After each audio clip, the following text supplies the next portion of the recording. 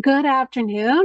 My name is Haley Glover. I am Senior Director of UpSkill America at the Aspen Institute, and we're thrilled to have this opportunity to share findings from Maximizing the Value of Internships, Advice from Employers, a joint research effort from UpSkill and Strada Education Foundation.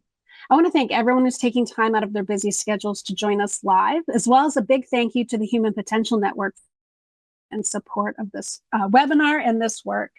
And we want to give a special thank you and congratulations to our dear colleague, Stacy, who shepherded this work right up until she welcomed a new addition to her family last week. We're eager to hear your thoughts and ideas, and so we welcome your engagement through the chat. We'll also save time to answer questions from the audience, so please log your questions in the Q&A tab, and whatever we can't get to today, we'll follow up on after the event.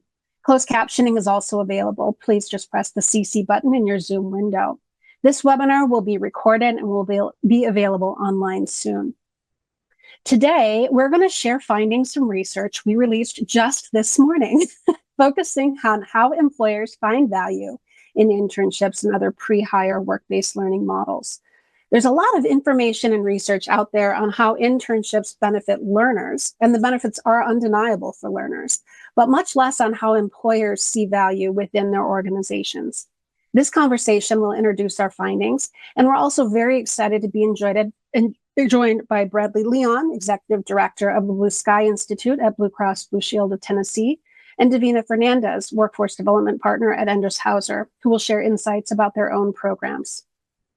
UpSkill America at the Aspen Institute focuses on employer-supported education in all of its forms, and we work to identify and elevate models just like this one, where employers can do well while doing good and enabling people to get the skills they need to thrive in the workforce. And so I'm happy right now to introduce our good friend Kevin Grupp, Vice President of Work-Based Learning at Strada, to share a bit more about their goals. Thank you so much, Haley, and thank you all for joining us today. We are so excited about the release of this report, and I'm going to do my best to stand in for the wonderful Stacy, who led this work on behalf of Strada. Strada Education Foundation is a national foundation that is focused on strengthening the connection between education and opportunity, particularly in the post-secondary education system in the United States. And as you see on the screen here, we have many strategies for which we are pursuing to do that. And this particular project falls under the work-based learning pillar, which I'm happy to represent. And what we are really focused on within work-based learning is the evidence and the practices that we know work to build value both for learners and employers in our system. So this is an exciting piece of research and collaborative project that we hope builds the case for strengthening and expanding access to internships for all learners and making those valuable and meaningful experiences for the employers who host those learners across the system. So without much more ado, I'm going to introduce Andy Tunsing, who's the Vice President for the Future of Work at Stand Together, who is also representing the Human Potential Network today, who's a great partner in elevating this work. So Andy, please tell us a little bit more about your work. Thank you so much, Kevin. First, I'd just like to thank Strada and UpSkill America for hosting this conversation. And it's great to see such a large group of folks joining us here today to discuss such an important topic. As Kevin said, my name is Andy Tonsing. I'm the Vice President of Future of Work at Stand Together and part of the team that is supporting the Human Potential Network. And we invited our community here today, but for those of you for whom the Human Potential Network is new, what we are is we're a community of business leaders committed to transforming how we hire and develop talent. It's our belief that we need to shift to a talent paradigm that values people not for their pedigree, right, their degrees or titles or other proxies, but values the acquired skills, natural talents, and unique motivations of all people. And when we do that for businesses, we build stronger workforces, and for people, we help them access greater economic opportunity and fulfillment. And as part of that work, we're supporting efforts just like this one to connect employers to the leading solutions and insights that help them make progress on their talent strategies. And that connects us directly to today's topic. If you're a business leader or a partner helping to stand up an internship or work-based learning initiative, you're at the forefront of this important work. Right? These programs give early career talent the chance to build real skills and professional experience. And on the business side, it's your pathway to developing future talent. Right? It builds loyalty and retention, and it also helps create opportunity for people that you might have overlooked previously. And if you'd like to stay connected to opportunities just like this one, we'd encourage you all to follow us, the Human Potential Network, on our LinkedIn, where we're constantly sharing different opportunities and programs. But again, want to thank very much, Kevin, Haley, and the Strada and UpSkill America teams for bringing this conversation together. So with that, I'll turn things back over to you, Haley. Great. Thank you so much, Andy. And I love the Human Potential Network. We're so grateful for your support here, because there really is no daylight between what we're hoping to accomplish with this work and with UpSkill America and the network itself. So just a bigger amplification. Really appreciate it. So for folks in the audience, before we dive into our findings, we're going to do a quick poll. And that question that you'll see pop up on your screen in just a second is, which work-based learning opportunities are you currently offering at your organizations? And so while we're fielding those results, I'm going to tell you a little bit about our research process. So our findings are based on more than 40 in-depth interviews we conducted with employers over the summer, with employers across the United States. We connected with employers across the private and nonprofit sectors and across all industries and geographies. And we paid special attention to organization size, and we connected with businesses with fewer than 50 employees and more than 50,000. Our intent, was to determine how internship programs that employers viewed as successful were structured and governed, what employers did to make those programs successful, and where the business saw value resulting from their efforts. We did not go into the research with the value chain that I'll show you in just a second with in mind, and that emerged organically from our findings and from guidance from employers themselves. And so let's pause for just 1 second and see about our poll. Can we make that a little bit larger? It looks like we've got a really strong set of employers here who are working on internships, apprenticeships, and short-term projects. This is really great to know. So thank you very much for everybody who participated in the poll. And let's go to our next slide. The value chain that you see here is a way that we organized our insights. We focused on enabling conditions, which are factors and environments that maximize impact, core activities, the processes that are creating direct value for employers, and business values, which are key measures that translate into benefits, including financial and time savings to the organization. And so this emerged, like I said, organically from our research, but also advice from our employer partners who are looking for ways of consolidating vast amounts of information into ways that are easily intelligible and actionable. And so we hope this is a valuable contribution to the field. But let's focus first on enabling conditions. 4 big themes emerged from our interviews. First, when an internship program is aligned to solving a business problem, whether that's an insufficient talent supply, a workforce in need of deeper preparation, or low retention, it is more likely to be reviewed and create success. This may seem very obvious, but strategic alignment doesn't always happen, and it almost never happens by accident. We also saw that strong executive sponsorship, leadership buy-in, strategic vision setting, and executive support for resourcing and accountability made a big difference in program success and sustainability. Cross-functional integration also mattered a great deal. When internship programs are siloed and where work across departments within organizations isn't happening, the intern experience can suffer. And in the words of a leader from a large financial services organization who we interviewed, they said, the intern should never feel the pain of different departments. If coordination is not happening, they won't convert, and the ones who do convert might not be the ones you want. Finally, many of the employers we interviewed leveraged external partnerships to support their programs, including direct engagements with education providers, technology partners who facilitate strong matches, and publicly supported models like Earn Indiana, which can help businesses, and especially small and mid-sized businesses, offset the costs of launching and maintaining internship programs. Let's pivot now to core activities. The first core activity is, not surprisingly, to build and run an effective program. What does that mean? There are 4 practices that we heard that align to successful, impactful outcomes, and which likely resonate with folks who had a positive internship experience, or like me, are thinking back to some not so great experiences.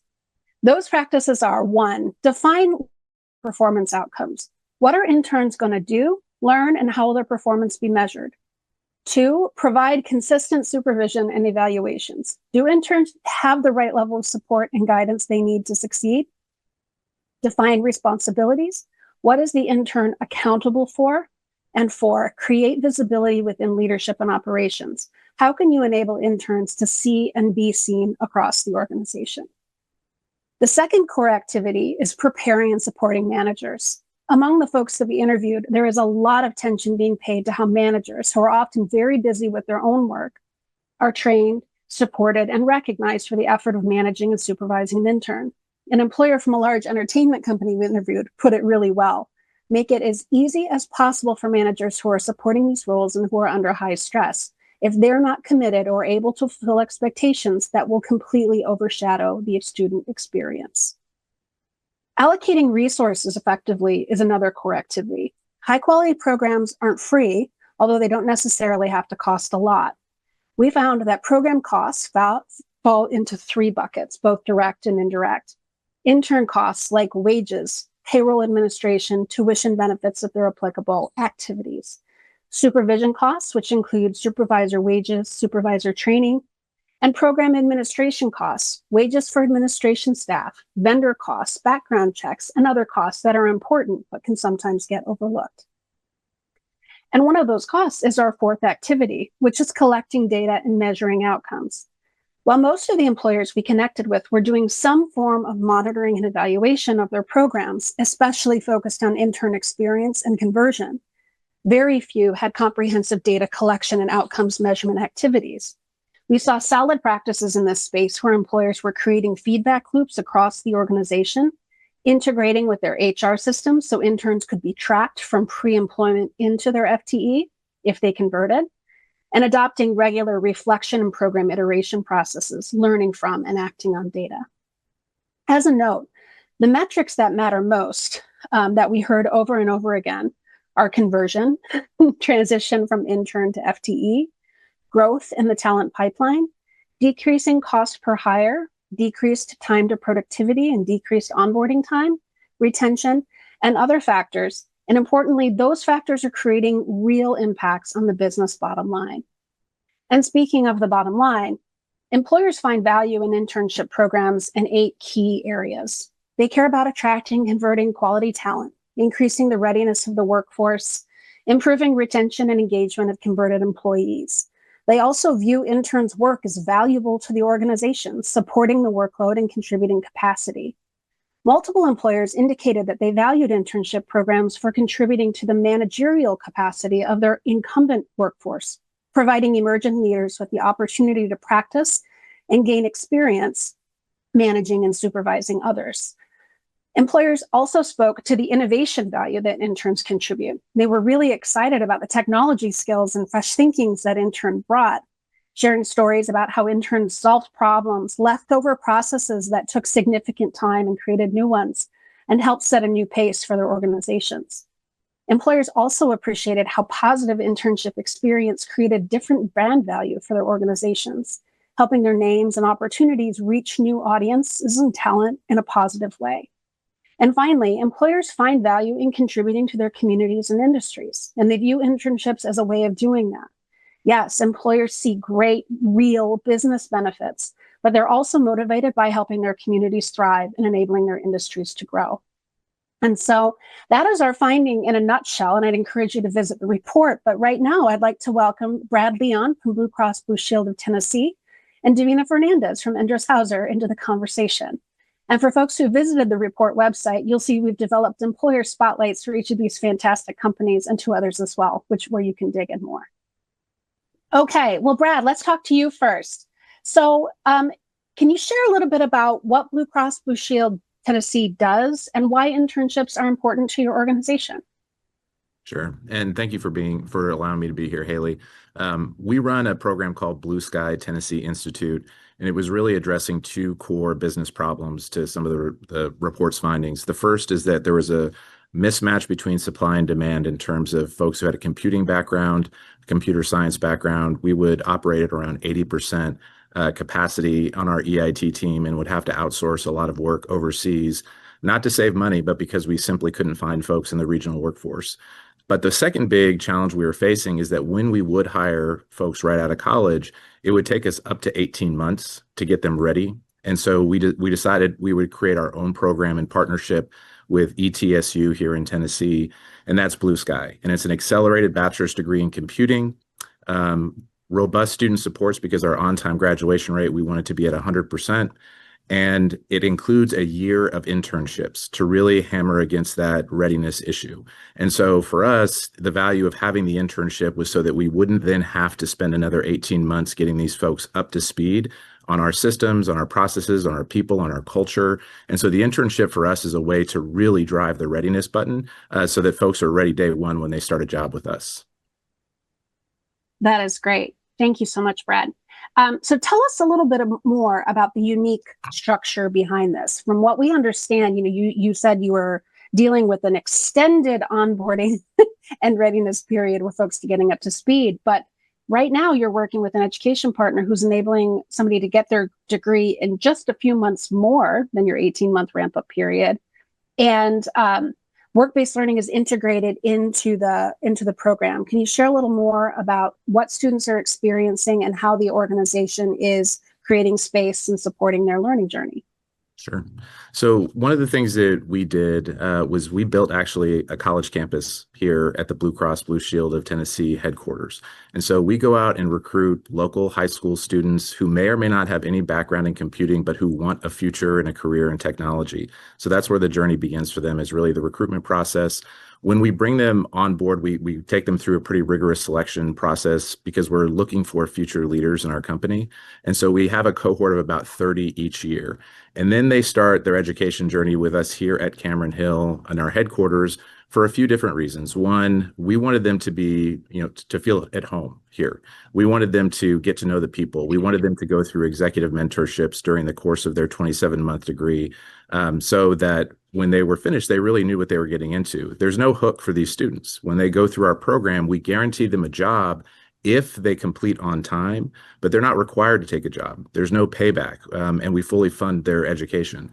And so bringing them on house here was a way for them to get acculturated to what we do.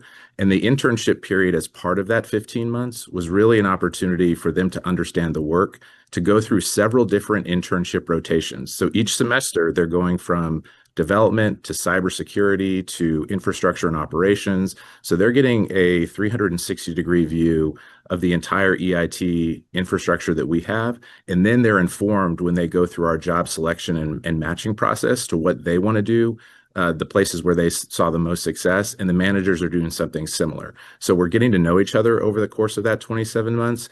And one of the things I'm pleased to report is that 100% of the people who have gone through our program have taken the job offer that we have given them. So it is a supply of people that we wouldn't otherwise have gotten because almost none of these folks had any background in computing prior to coming through the Blue Sky program. That's amazing. And thank you for anticipating the question, which is what happens when they finish. So that is amazing to hear. And not to put you on the spot, but are you seeing retention in similar sort of impactful ways once they're transitioned into your environment? We look at retention in two ways. So one is we want to see completion at 100%. That's been the goal since day one. And for our first two cohorts, we haven't quite got to 100%, but if anyone on the call understands college graduation statistics, they'll know that where we've gotten to, which is about 90+%, is significantly higher than the national and certainly the Tennessee state averages. So that's one way we look at retention. We are keeping the students who start with us in a very difficult degree major. And so far, we've made job offers to 55 people, and 54 of them are still with us. So within the company, they're still employed at Blue Cross Blue Shield of Tennessee. So we're really pleased with that, and we're going to see if they're taking on leadership and management positions, which is another measure of success that we have for the program. That's amazing, and nobody can argue with those kinds of completion or retention figures. Fantastic. Thank you, Brad. We appreciate that. Davina, tell us a little bit about who is Endres Hauser and why are internships important to your organization? Yeah, so Hauser is a global leader in process automation and measurement instrumentation. So we design and manufacture precision devices that help customers to operate safely, efficiently, sustainably across industries like life sciences, food and beverage, and chemicals and energy.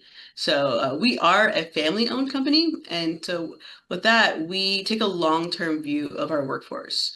So we look at why internships are important to us because they grow into that talent pipeline. So there's not just about having interns for exposure, but they're a strategic way for us to build our future talent pipeline. And so really what that means is that we provide students with real business critical projects, and those projects improve manufacturing processes, they support our automation, and they develop new tools and systems for our teams to use beyond whenever we have the interns with us. Excellent. And then, so as from an organizational perspective, it's really just about identifying that talent early and building those skills, and then creating that pipeline into full-time. Amazing. And if folks want to peruse the employer spotlight we did on Endres Hauser, they'll note that the internship program is one of an array of programs. You have a multi-pronged approach to work-based learning, including pre-apprenticeships, co-ops, as well as your internship. Can you share a little bit about how you're organized internally to keep all of these programs running smoothly, and how you measure success and ensure the programs are contributing to the business? Yeah, so at Hauser, all of our work-based programs, so we have pre-apprenticeships, apprenticeships, co-ops, and then a high school and a college internship. So we have kind of one coordinated strategy for all of it, and it all lives within the workforce development team. And then we also have our support from the greater HR department for talent acquisition and development. But that centralizing in workforce development helps us to manage our educational partnerships, our recruitment timelines, the onboarding, and all of the coordination so that it is consistent in every location. And so that's kind of the internal organization for how we manage programs. But we also have we're very intentional about the business ownership. So every participant in any program, they're going to be embedded into a department. They're going to have a trained mentor and a clearly defined role. And they will be able to ensure that we have meaningful work for every participant. So doing real projects that meet current business needs and not just shadowing or observing. And then we also prepare our managers and our mentors so that they are prepared for a student. So being able to manage a student in their early development. And then we're able to then structure our programs and scale our programs while still making sure that they are of high quality and consistent. And then measuring success. So we look at a few different areas for success, not just the numbers, but the talent outcomes and the business outcomes. So one of the measures of success is the impact of the work that the participants are doing. So if it's improving a manufacturing process or building a new tool, then what does that outcome for that student, and then what business outcome is tied to that project. So what is the reason that we're doing that and investing those resources. And then we also track, of course, conversion and retention. So we have interns who come back time after time. So for multiple summers, we have high school interns who then convert into college interns. And then we have our pre-apprenticeships programs that then converts to our full apprenticeship after they graduate high school. So we're looking at those pipelines. We're looking at the roles that are really hard to fill, and are the pipelines meeting those needs. And then we also have the manager and the team feedback. So I'm checking in regularly. I have evaluations. I have forms that they submit, and so that I can gather formal feedback. And then I also want to make sure that every participant is adding value. So how are they supporting that team and not causing something to be more of a burden than actually providing value. So that keeps it really sustainable. And then our leaders can see that business value. And so they see the projects, they see the stronger pipelines, and they are committed to all of the programs because they're working for us really well. And then, so it drives value in a number of different ways, but being able to connect to those real business outcomes is what's really important. That's amazing. Thank you to both of you. And it's striking me that the work that you're describing not only is creating a really positive experience for an intern, right? They're getting paid, they're doing meaningful work, they're contributing to the business in ways that go beyond, the stereotypical internship experience, right? They're getting what they need out of it. And you're also creating really intentional scaffolding within your organizations to be able to can create consistent experiences. So the intern's not prone to having one great manager and one poor manager. And you're creating levels of exposure and engagement across the organization. And I think those resonate a lot with findings from the piece. So thank you for giving us those sort of descriptions. And so, thinking about the alignment, we frame these core activities, right, as the processes and actions that they should do to create real value. As you considered those activities and reviewing, the document, what are the most impactful for your organization? What are the things that you do that are creating the most value? And are there any points of guidance that you provide to folks listening about, hey, you should look here to create value for your org? Whoever wants to go first would be great. Go ahead, Davina. Sure. Okay. So yes, looking at the core activities, I would say that preparing and supporting our managers and our mentors has been really beneficial to scale and grow the program. So making sure that they understand what the intern is there for and their role in guiding and developing the intern over the summer or whatever that program is, like timeline is. So having that and making sure that they're prepared for not only for their arrival, but to help develop them throughout their whole time with us. And then making sure that they are really working on those projects that we can then get those outcomes from. So those activities are probably the most important to us. Right. How about you, Brad? I would say it's the same for us. I mean, I'll give a data point and that'll illustrate this. When our interns come into the internship, they've been with us for about 15 months, and we poll them consistently on whether they're likely to work for Blue Cross after graduation. And the numbers are always fairly high. Around 60% say they are going to work for us after they finish the program. And after the first internship rotation, it's 99%. And it's been that way. Every single cohort has gone through the program. And it is because the experience they're having with our employees is really profound, both from a cultural standpoint and also to a meaningful work standpoint. They're really learning how to do the work that they're going to be. And that doesn't happen without strong preparation of the managers in the internship.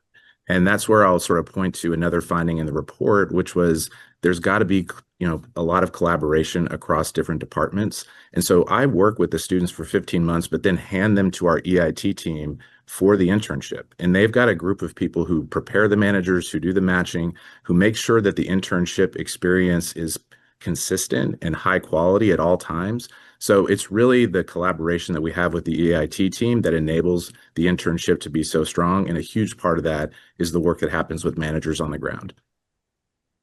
Excellent. So strong resonance about this, creating the right kind of environment, right? It's not just the governance or the structures. It's about really cultivating relationships and support for the interns alongside the business outcomes as well.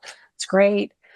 So within this enabling conditions component, which of course are the factors and environments that help maximize impact. Brad, during our interview with you, which we talked about, your ears must have been burning for months after that interview. We kept talking about it.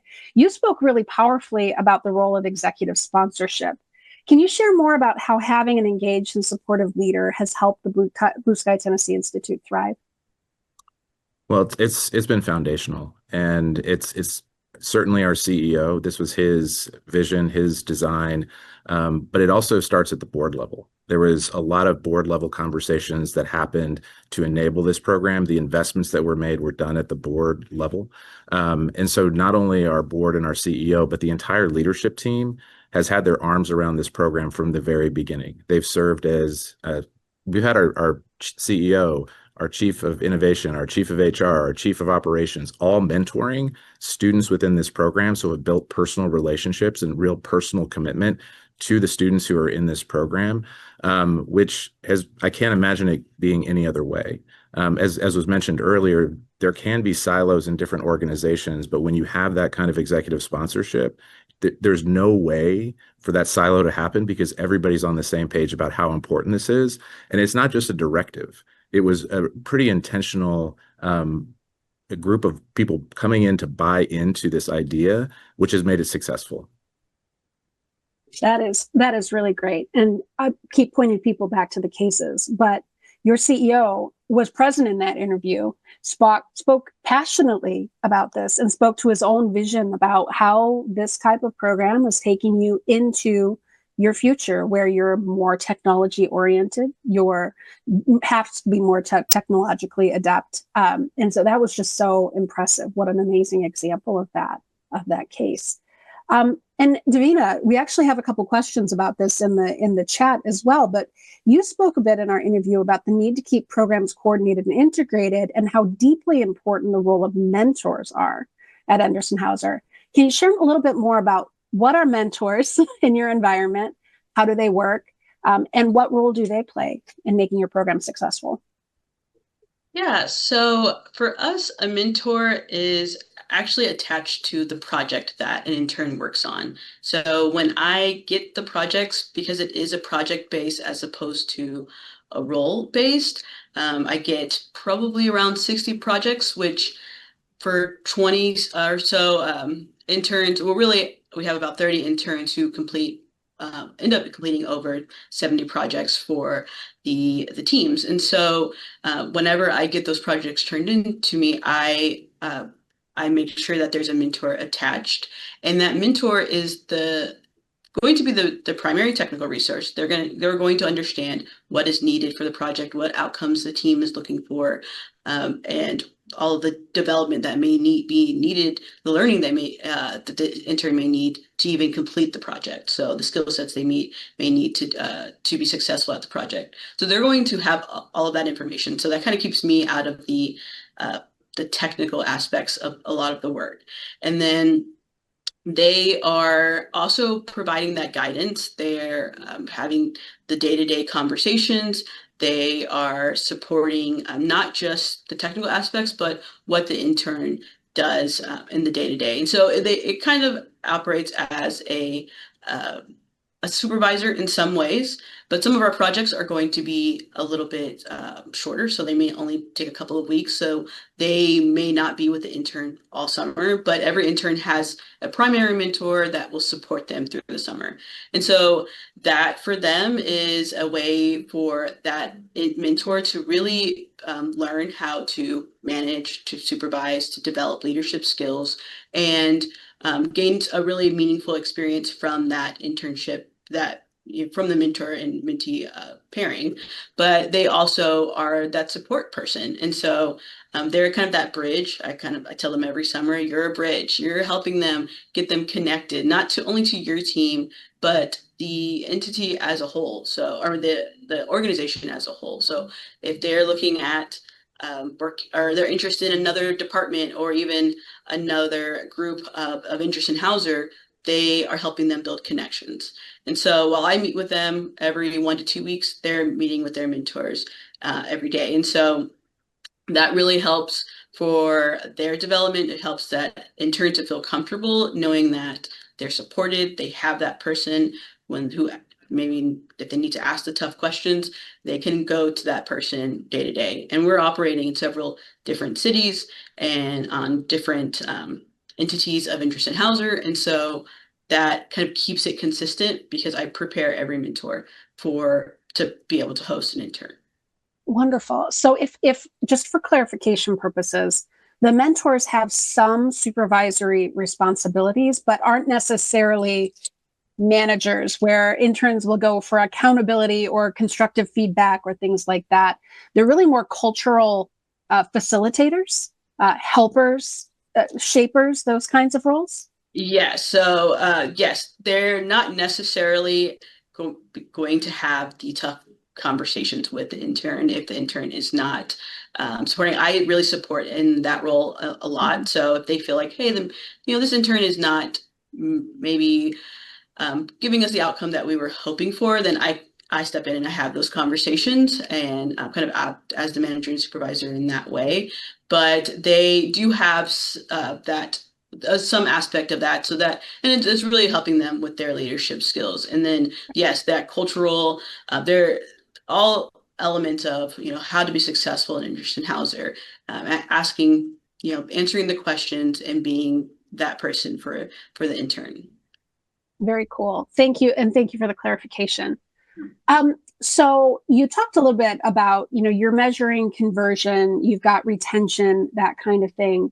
And your programs are obviously creating a lot of value for the organization. But I'm be curious, beyond conversion, what is the most valuable impact that these programs are having for your orgs?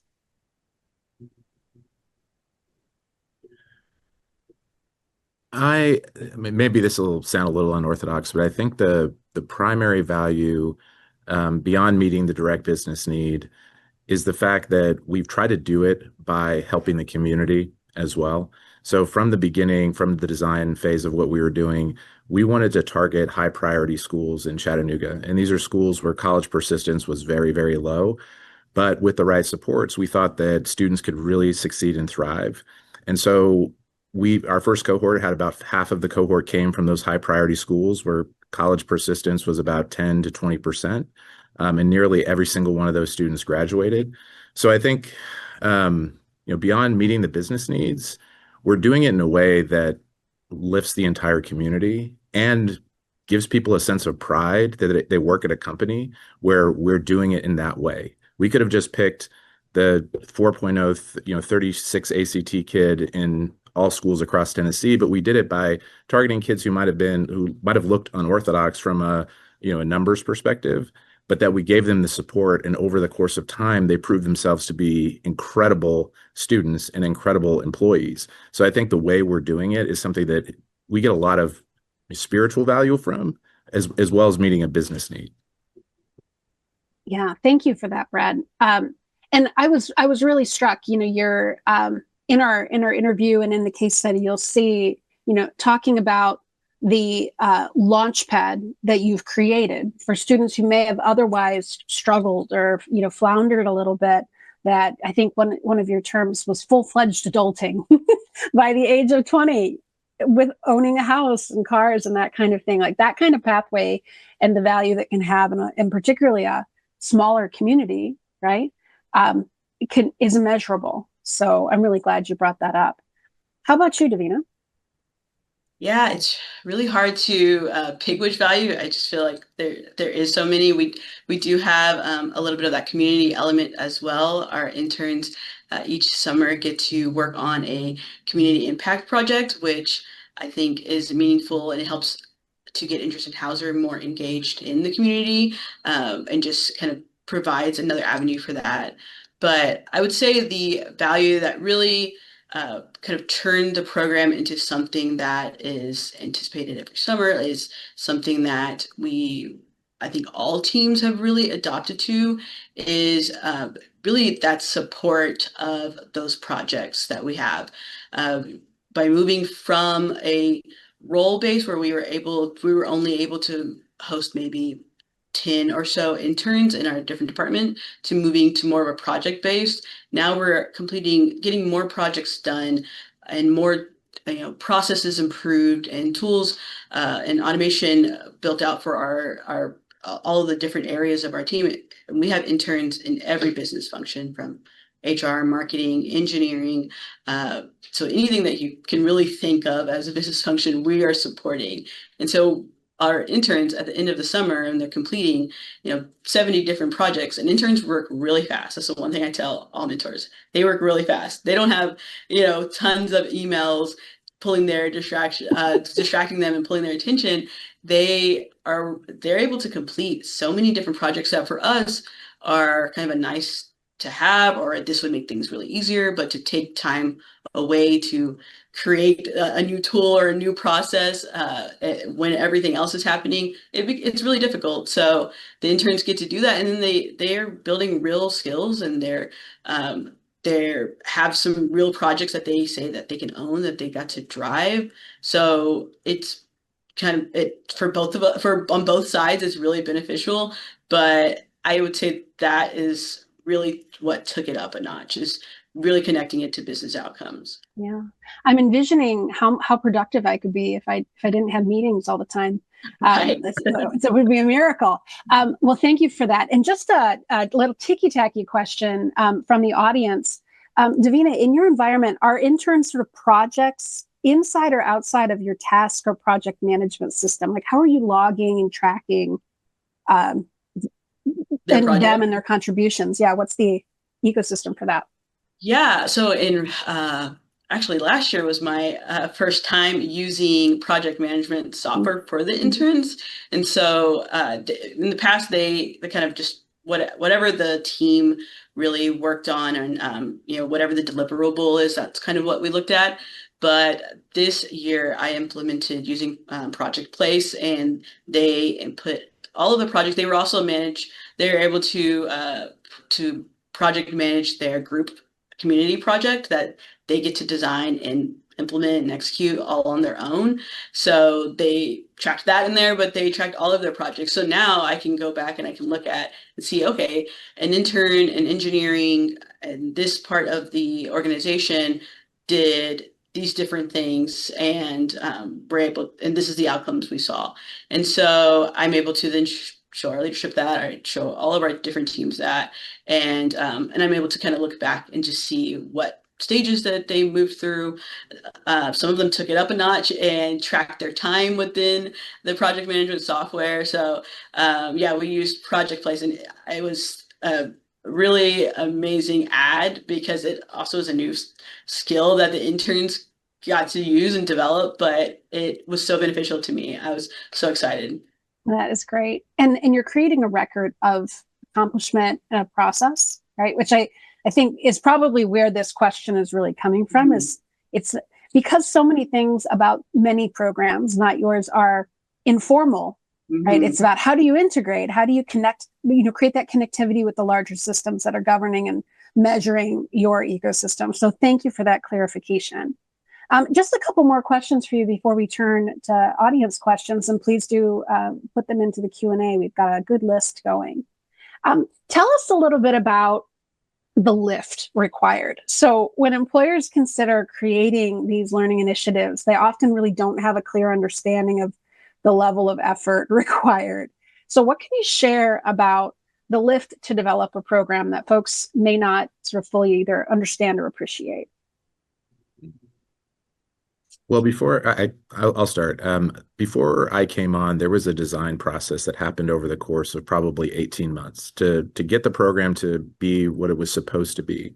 And then I was hired into the role to make it happen, which included finding a university partner, signing a contract, recruiting all of the students, selecting all of the students, building the actual facility, recruiting the mentors, training the mentors, setting up the internship. I could go on, but the point is, I was hired to take those things on. They dedicated an actual headcount to making it happen, because this is something that couldn't have just happened organically. It needed somebody to drive the process forward. And the organizational commitment was I think really demonstrated by the fact that people all across the organization in their respective domains were pitching in to help on every aspect of this. So there was a financial lift. But more than anything, there was a there was a time and energy lift that the organization took on. So it does take a lot of time and energy, but we think the payoff is more than worth it. And I'd encourage anyone else who's even thinking about a program like this to take it on, because growing your own and getting them to a place where they're productive employees it benefits the business, but it's also incredibly gratifying to see someone who you recruited in high school now managing a project for you. And that's what we get to experience every day here at Blue Cross. Fantastic. How about you, Davina? Yeah, so Hauser, different entities of Hauser have had interns for 20 years. But when I moved into my role a few years ago, at that point, the interns were kind of managed independently, different managers, different teams, whether or not they wanted an intern that summer. We didn't, not every entity was running the other programs as well. So when I moved into my role, I was kind of given this as like a program to further develop and scale. And so I would say the biggest thing I think employers often underestimate is the time and coordination that is required, right? So not just really to launch a program, because you can have a few interns, you can, especially if it's under 5 interns, you can do that, I think, pretty well, as long as you do a lot of the preparation. But especially to scale and then to run it well, I think that does take a little bit of a lift. That manager preparation, the project scoping. I'm in a project collection phase right now, and I'm kind of circling back with teams saying, hey, can we work on this project, or do you have more projects you can submit? And then just that ongoing kind of communication, having someone at the center of it all has really helped to change the program and develop it into what it is now, which has really shown that putting in that effort and that having that person really focuses what you want your internship to be. And so it can, it moves it from being just a burden of, we're hiring, how are we having interns? Should we have interns? To something that is actually beneficial to the teams and the organization as a whole. And so once that structure is in place and you really get all of that kind of figured out and have those timelines built in, the lift then becomes more manageable. So now I do a lot of development. I'm developing our co-op programs to run through the school year. So I'm still developing things, but I would say the intern lift has definitely become more manageable. Everyone knows what to expect. The mentors know what they can expect and how they can be prepared. And that helps it to kind of keep it ongoing. So that initial lift is where I would say the biggest challenge is. That is great. Thank you for the insights there. And one of the things we heard frequently in just about every interview we had was that even in an environment where you don't have a full FTE who's at the center of everything, like you need kind of half a desk. You need somebody who's actively paying attention to it, or it fragments, it silos, it gets inconsistent, it stops having the sort of payoff. And so we did hear a lot about for a while we were managing off the side of somebody's desk. It was like something we thought about every couple months. And a lot of groups spoke about the pivot to we needed to create strategic value for this, or we couldn't keep doing it. And the way of creating the value was to sort of put somebody in the middle and support that coordination. So really glad to hear that was your experience as well. So we're going to pivot to a couple of questions from the audience. We've had a couple come out about education partners. So a sort of two-pronged question for each of you to address this you'd like, which is one, sort of, what is your educational partner situation? I know, Brad, you work with one institution where you've cultivated a very deep relationship. Davina, interested in how you find your education partners. And then as you think about the kind of guidance you might give your education partners, what do you need from them? What do you need from high schools, colleges, and universities in terms of facilitating the kind of productive internships you want to host? So whoever wants to go first would be hop on. I can speak to our educational partners. So a lot of my role is interns. I do takes up a big chunk of my time, but a bigger part of my role also is that educational partnership. So building those relationships, engaging with them, working with different teams. We do capstone projects, and we do a number of different ways that we partner with universities directly, as well as 2-year programs, technical colleges, things like that. So finding those, and then I also have a strong talent acquisition partnership team that really helps to identify the career fairs. So they kind of handled that, getting us to the career fairs and getting all of the recruitment part of it done. And then we work together through the interview stages and things like that. But so having strong educational partnerships, I mean, oftentimes we just send an email and see who we can connect to at a department, and we go and visit and we talk through maybe their career services or their their office of professional services, and really build those relationships, or a professor. And so I go into classrooms and I'm talking and doing guest lecture spots and talking about what Andreessen Hauser does. And a lot of our interns find us through that, more so than a career fair where it's hundreds of students and lots of booths. So we going out into the schools, seeing where you can talk, the clubs, the organizations that are looking for companies to come out and speak to them is really important. And then and figuring out what type of intern do you want? Do you want an engineer? Do you want are you looking at the business school? So really narrowing down onto like what type of talent you're looking for, that helps. That's great. Thank you, Davina. Brad, maybe just a refinement of the question. As you were identifying your core partner, what were you looking for from your institution? And, how did that partnership get settled? What were they doing differently that made you perk up and pay attention? Well, I'm going to start actually with, I think, what we had to do first to enable any partnership to work, which was to be very clear about what we were looking for in terms of the end product, which is student knowledge, skills, and mindsets. And so the Blue Cross team actually spent a lot of time being granular about what we needed to see in graduates that we were then able to put in front of potential university partners to say, this is exactly what we're looking for. Can you meet this need? So the work had to start with us, because I used to work in K-12, and people would say, well, you're not graduating the folks we need. And I'd say, well, what do you need? And there was some stammering, and it's clear that I hadn't thought it through. But Blue Cross had actually done that work even before I came on. So what set ETSU apart beyond their ability to meet exactly what we were looking for was institutional alignment, from the president's office to the department chair to the professors in the department to admissions to recruitment. Everyone within ETSU was as excited about this as we were. And that was really the difference. They could meet our need, and there was institutional alignment at every single level.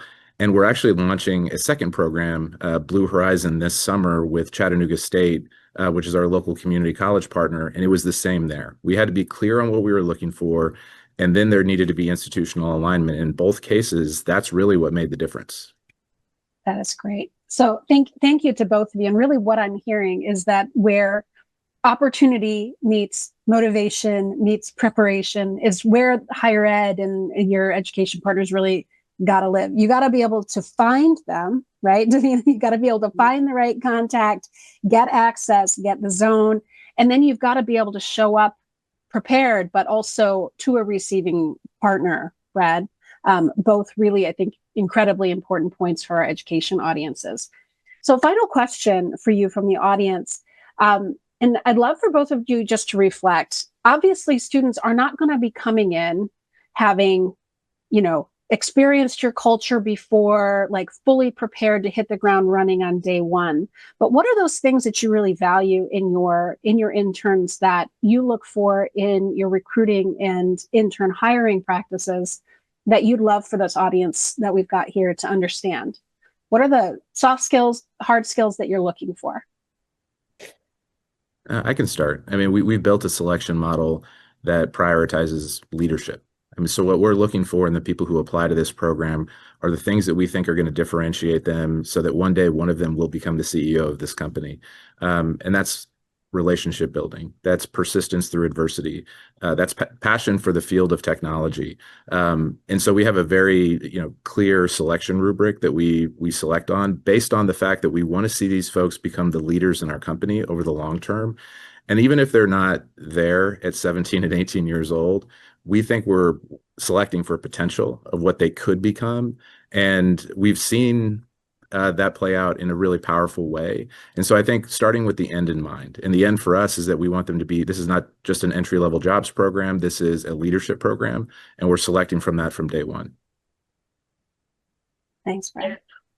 Yeah, I would say it's very similar for us. We do have a selection process, we have a rubric, but one thing, interns they like to ask the similar question in their interviews, and really I'm looking for someone who has drive, who has curiosity, and is able to speak to what they've done and really dig in on their experience. And their experience could be that they worked at a coffee shop, and like, that's amazing. You have customer experience, like, so understanding that they're not going to have technical experience. They're not, maybe they're not going to have any professional experience or even work experience, but what have they done to kind of go above and beyond or outside of themselves? And what organizations are they doing, and what are they actually doing in that work, right? Not just to check a box, but to show that they do have that leadership experience, or that they really just have the drive to come in and learn, because there's so many opportunities at Hauser, and it really just takes having that drive, having some curiosity, sitting down. I have so many interns sit down at a lunch with someone random and they end up walking away with the project. And so that is kind of our company culture. And I'm really looking to hire based on that culture. Wonderful. And that definitely resonates in what we heard in the broader interviews, which was curiosity matters, right? Intent, motivation, willingness to learn, willingness to be corrected sometimes. And so you're speaking to the durable skills that I think are taking even more prominence, while also building the technical and precision skills that your industries need over the course of the experience. So Brad, Davina, thank you so much for your willingness to spend time with us and dig in with your problem or with your programs. Beyond grateful for this, and so thrilled that interns are having these amazing experiences at your companies. All right. Well, so as we reach the end of our time together, we want to thank everybody who joined us for sharing this hour with us.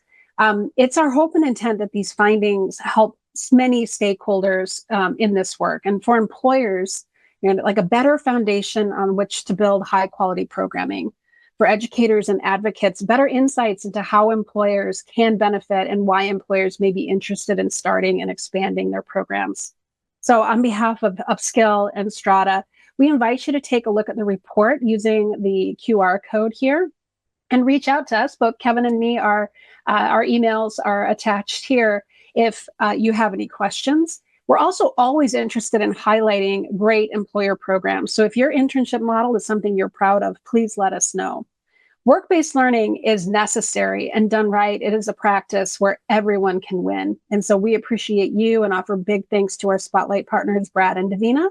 And it is now 3 o'clock. We thank you so much for joining us. Take care, everyone.